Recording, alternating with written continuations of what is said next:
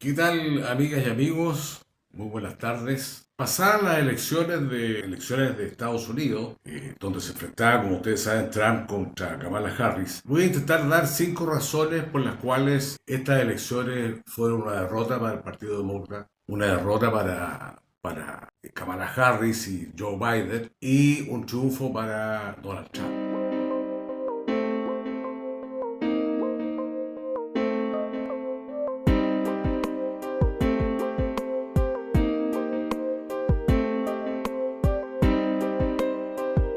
Yo diría que en primer lugar hay una explicación con respecto a la batalla cultural que podríamos llamar, que se ha dado, digamos, se ha puesto manifiesto tanto en algunos países de Europa como ahora se pone manifiesto de forma muy importante en Estados Unidos. Diríamos que uno podría decir la batalla cultural está basada por parte de Kamala Harris, estuvo basada, digamos, en una agenda, podríamos llamarla progre, otra gente podría llamar una agenda woke, quiere decir una agenda que está ocupada más bien de las minorías étnicas, sexuales, minorías que luchan por los derechos animales, por la ecología, Greenpeace, etcétera, etcétera, contra, o más bien dicho, en oposición a la voluntad o el pensamiento o la dirección política que está tomando el pueblo norteamericano en su gran mayoría, como quedó demostrado el resultado, digamos, electoral. Podríamos decir que, en primer lugar, no es la primera, no es la más importante explicación, pero una de las explicaciones son muchas variables.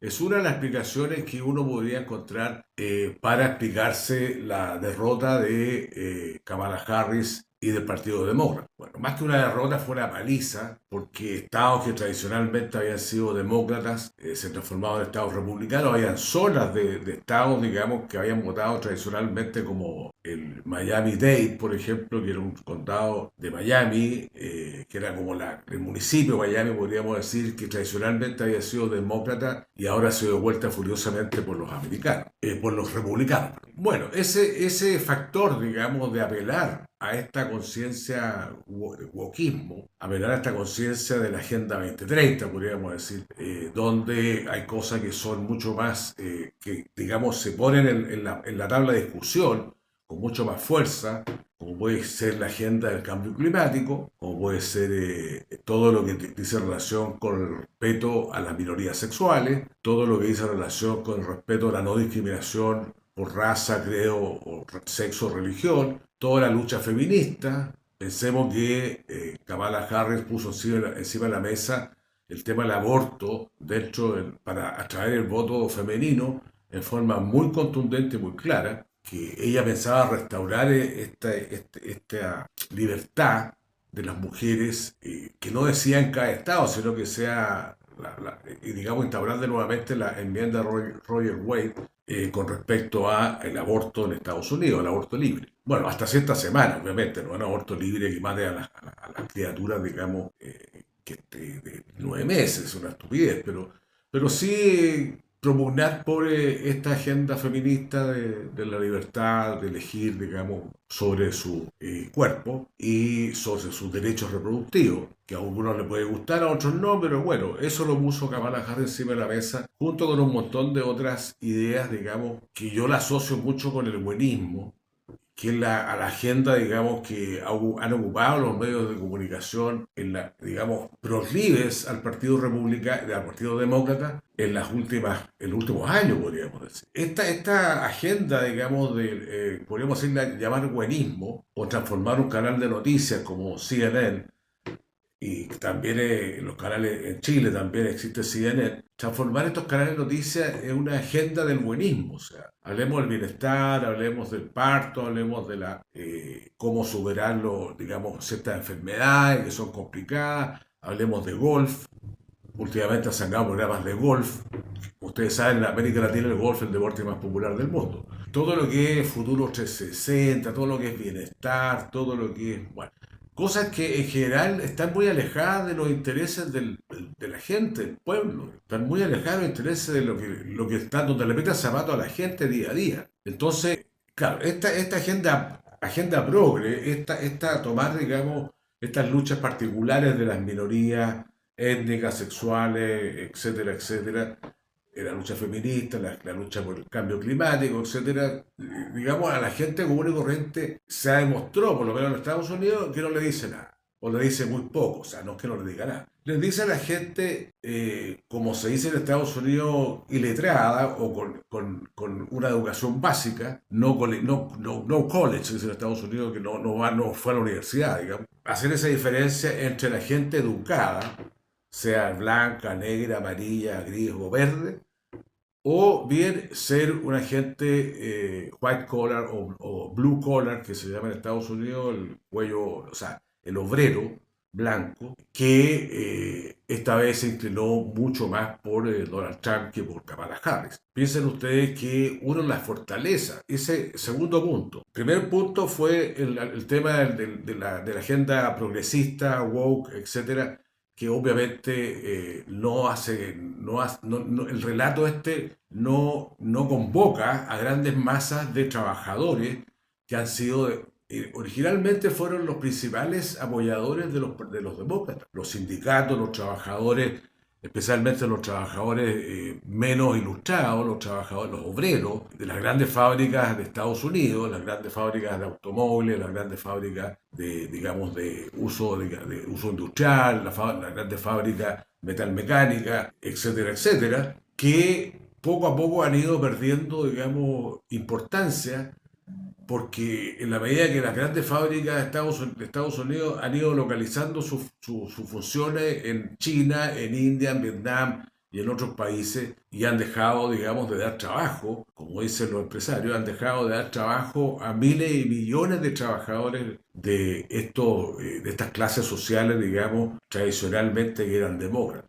Entonces, el segundo punto es ese, o sea, está viendo un poco cómo se ha ido degradando la condición de los trabajadores, sean blancos, negros, amarillos o verdes, se ha ido degradando la condición de los trabajadores en cuanto a sus ingresos, en cuanto a su ahorro, en cuanto a su expectativa futura, etcétera.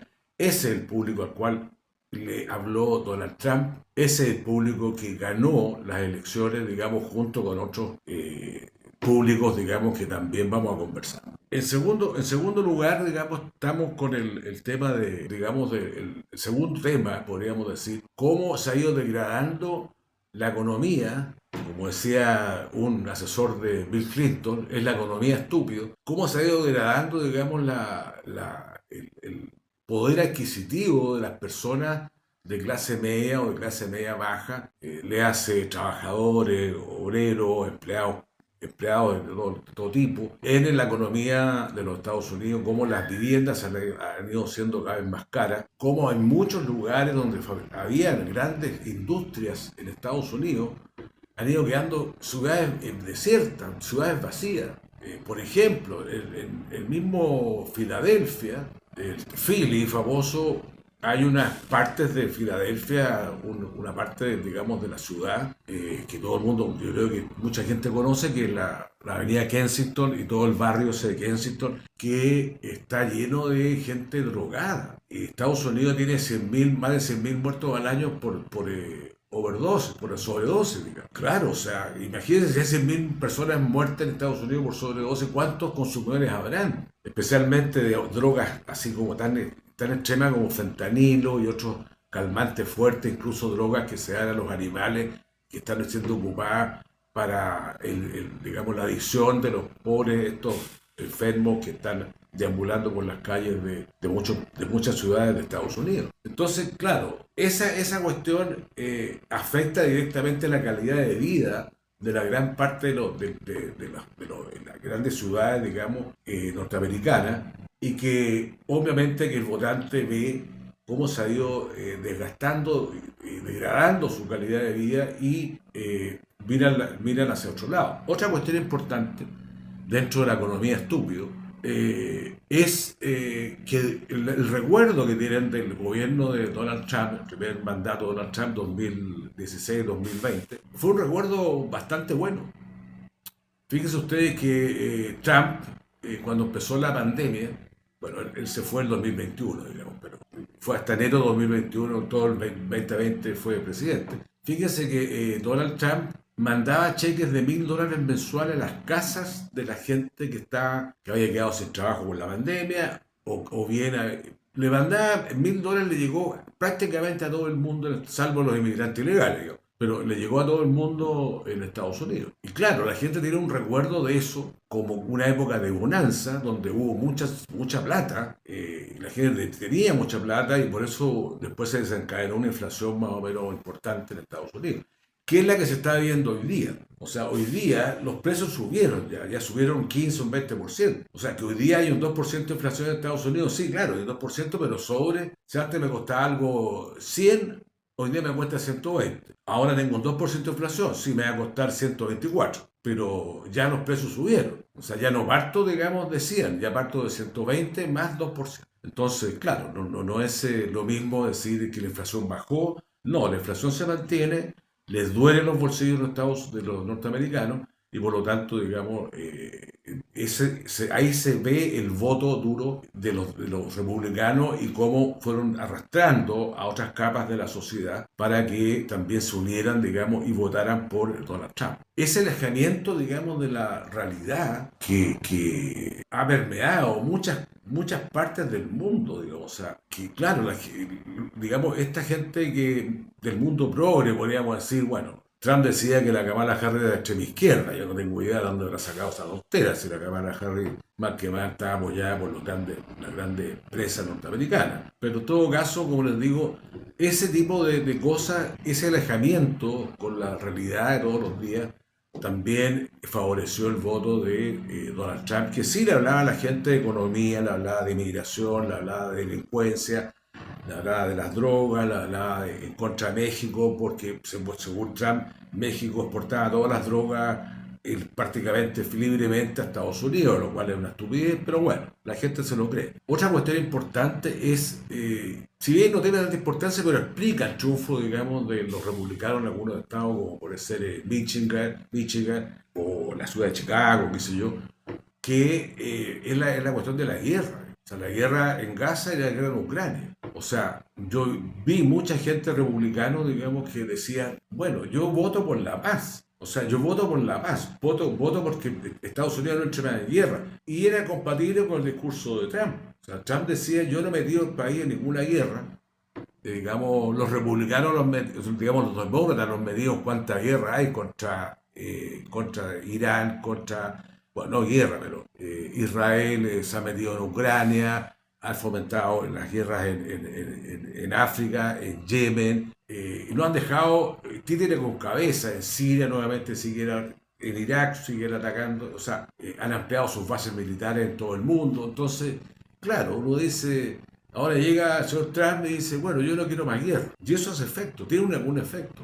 Tuvo un efecto en los musulmanes que viven en algunos estados que son bastante mayoritarios, en algunos estados, digamos, de Estados Unidos, como vuelvo a repetir, puede ser la ciudad de Chicago, puede ser el estado de Michigan, donde la gente árabe, digamos, y los musulmanes prefirieron apostar, digamos, por Trump, en algunos sentidos, porque vieron la masacre que estaba quedando con el gobierno Biden. Se le sigue proveyendo armas, dinero y soporte técnico a Israel, a Netanyahu. Entonces, bueno, más vale, digamos, algo nuevo que no seguir en lo mismo, porque nos dicen buenas palabras que apoyamos el Estado de Palestina y la creación de dos estados, pues en la práctica no se traduce en hechos. Lo que la gente quiere también son hechos. Claro, tenemos también el tema de la demografía, cómo ha cambiado la demografía y cómo han cambiado los votantes de ciertos tipos de culturas distintas que conviven en Estados Unidos. Imaginemos ustedes que Estados Unidos es una enorme cantidad de gente migrante que viene proveniente de otros países, partiendo por los afroamericanos, que esta vez también se inclinaron bastante más por... Tradicionalmente los afroamericanos, los negros, eran partidarios de los demócratas. Poco a poco han ido cambiando esa figura y hoy día son mucho más partidarios o vota mucho más voto negro por los de republicanos que hace 10 años atrás. En segundo lugar, el voto latino. Antes, el voto, digamos, el voto de los hispanos, los latinos, como queramos llamarlo, en Estados Unidos, los mexicanos, los cubanos, los chilenos, argentinos, bolivianos, etcétera, etcétera, hondureños, bueno, de todos los países de América Latina, se inclinaba totalmente por los demócratas. Hoy día ya no es así. Hoy día ya no es así. El 54% de los hombres latinos que tienen derecho a voto votaron a favor de Trump. El 54%. Que antes era un voto regal. Era obvio que era demócrata. Ahora no.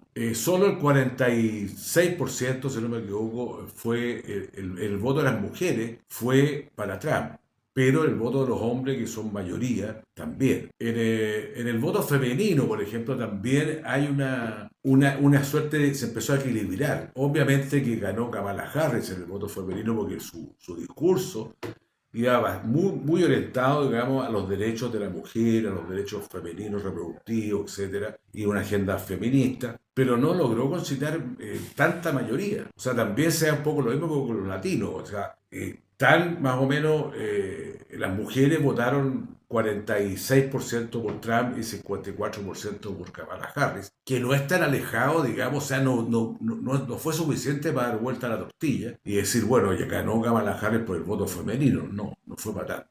Y como les digo, o sea, los aspectos demográficos también y geográficos, demográficos. Piensen ustedes que en las dos costas, digamos, en la costa occidental, la costa oeste, donde está California, donde está Nevada, etcétera, etcétera, en esos lugares que son muy multirraciales y que son muy progres, podríamos decirlo, siempre han ganado los demócratas, ganaron los demócratas. California dio, creo que eran 49 o 59 votos electorales, digamos, una cantidad enorme de votos electorales por la cantidad de población que vive ahí en California. Y por otro lado, la costa este, donde está Nueva York, donde está Washington, donde está, bueno, Washington no, pero donde está, digamos, se concentra toda la riqueza de Estados Unidos, las finanzas, etcétera, etcétera. Si por un lado en la costa oeste se concentra toda la parte tecnológica, Silicon Valley, California, etcétera, en la parte este se concentra toda la parte financiera de Estados Unidos. Y ganó en Maryland, ganó en Vermont, ganó en Nueva York,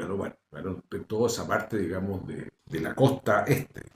En todo caso, como les digo, querido amigo, esta es una elección que uno podría sacar muchas lecciones, digamos, de esto, como el discurso de la agenda más bien progre, podríamos decir, se ha ido modificando y ha ido afectando diferentes resultados electorales que son una suerte de sorpresa, podríamos decir, con respecto a lo que se esperaba, con respecto a las encuestas. Nuevamente el fracaso de las encuestas ha sido total, o sea, todas las grandes encuestadoras dan esta cuestión un empate técnico. Esta cosa era prácticamente se iba a definir por 1000 votos. No, o sea, Trump tuvo 5 millones más de votos en el voto popular, tuvo 5 millones más votos que Kamala Harris. Kamala Harris perdió en total de su cantidad de votantes, perdió, comparado a 2020 con Biden y 2024 perdió 15 millones de votos. No es menor. O sea, perder 15 millones de votos en unas elecciones que tradicionalmente habían sido bastante parejas durante bastante tiempo. Piensa en 2020, la elección Biden-Trump fue escasa. O sea, digamos, el voto popular favoreció a Biden en esa elección, pero el voto, digamos, de los electores por estado fue bastante estrecha.